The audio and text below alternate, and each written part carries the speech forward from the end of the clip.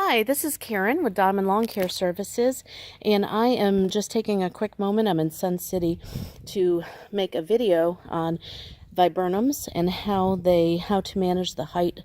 I'm sorry, not the height, the width, how big they get. What they like to do is they like to send out suckers from the bottom of the plant, and then they lay down and they do this.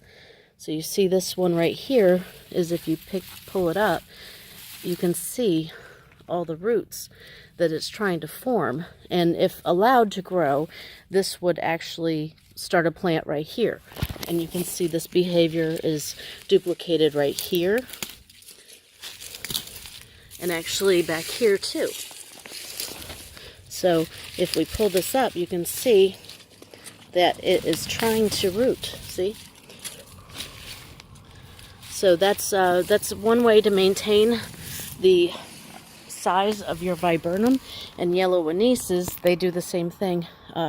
That's a way to maintain the size of them. It's called limbing up. That's your tip for the day. Thanks.